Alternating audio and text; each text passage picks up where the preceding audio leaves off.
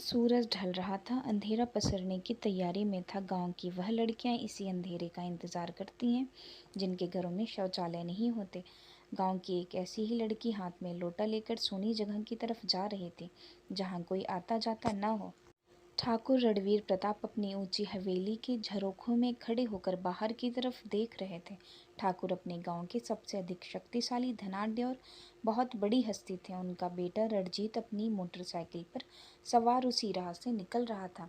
सोने रास्ते पर लड़की को देखकर उसने मौके का फायदा उठाना चाहा और लड़की के चारों तरफ बाइक गोल गोल घुमाने लगा। लड़की निकलकर बाहर भागना चाह रही थी, लेकिन रणजीत ने बाइक रोककर उसका हाथ पकड़ लिया और उसके साथ जबरदस्ती करने लगा। ठाकुर रणवीर प्रताप ऊपर से देख रहे थे। अपने पुत्र की ऐसी हरकत देखकर वह बुद्ध की तरह खड़ी रहे। उनकी पत्नी ठकुराइन कब उनके पीछे आकर खड़ी हो गई, उन्हें पता ही नहीं चला।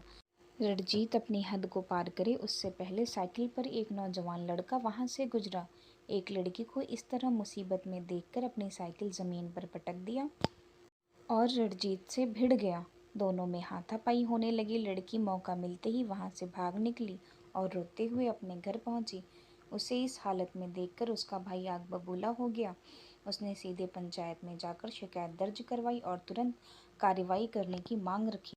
इधर दोनों लड़कों का झगड़ा काफी बढ़ गया। शोर की आवाज से कुछ लोग वहां इकट्ठे हो गए। तभी रणजीत ने बाजी पलट दी और सबको बताया कि वह लड़का गांव की एक लड़की के साथ बदसलूकी कर रहा था, इसीलिए मैंने उस लड़की को बचाने की कोशिश की। वह लड़का सभी से कहने लगा, रणजीत झूठ बोल रहा है, लड़की के साथ छेड़छाड़ यह कर रहा था। गांव के लोग रणवीर प्रताप के बेटे को देखकर डर गए और शक उस नौजवान लड़के पर ही कर रहे थे। तभी एक बुजुर्ग ने कहा, चलो रणजीत साहब, पंचायत चलकर इसे सजा दिलवाते हैं। रणजीत को अपनी हैसियत का बहुत गुमान था। वह जानता था उसे कुछ भी होने वाला नहीं है। तुरंत पंचायत की आपातकालीन बैठक बुलाई गई। सभी पंचायत के लिए पहुंच गए। उस लड़की के भाई ने अपनी बहन को वहां लाना ठीक नहीं समझा। तभी एक दूसरे पर आरोप लगाने का सिलसिला शुरू हो गया। रणजीत बहुत सफाई से झूठ बोल रहा था और सभी रणवीर प्रताप के बेटे को बेगुनाह समझकर दूसरे लड़के पर ही शक कर रहे थे। तभी अचानक ठाकुर का नौकर उन्हें बुलाने हवेली पहुंच गया। ठाकुर जी, यह आवाज़ जैसे ही रणवीर प्रताप के कानों में पड़ी, वह चौंक गए और जल्दी से नीचे आए। ठाकुर का नौकर रामा उन्हें देखते ही बोल उठा, जल्दी चलिए, रणजीत भैया को पंचायत में ले गए हैं। ठाकुर और ठकुराइन तुरंत ही पंचायत में पहुंच गए।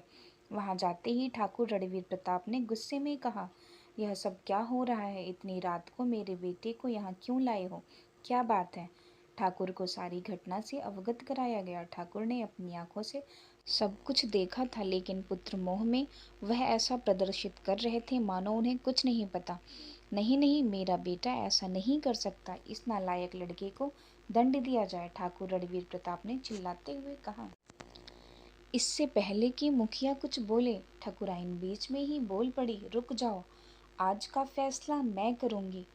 ठाकुर जी, आप धृतराष्ट्र हो सकते हैं, किंतु मैं गांधारी नहीं, जो नारी की इज्जत पर हाथ डालने वाले बेटे को वज्र का बना दे और उसे बचाने का हर मुमकिन प्रयत्न करे। मैं आज की नारी हूँ। उस युग में द्रौपदी का चीरहरण एक नारी माँ होने के कारण भूल गई थी, लेकिन मैं पहले नारी हूँ, उसके बाद एक माँ। नारी का अपमान करने वाले को मैं कभी माफ नहीं करूंगी, फिर चाहे वह मेरा बेटा ही क्यों न हो। मुखिया, यहाँ दोषी रणजीत ही है और यह सब मैंने अपनी आंखों से देखा है। आप उसे सजा दें। अगर आपको कहानी पसंद आई हो तो चैनल को सब्सक्राइब करें, शेयर करें और कमेंट करें। Thanks for watching.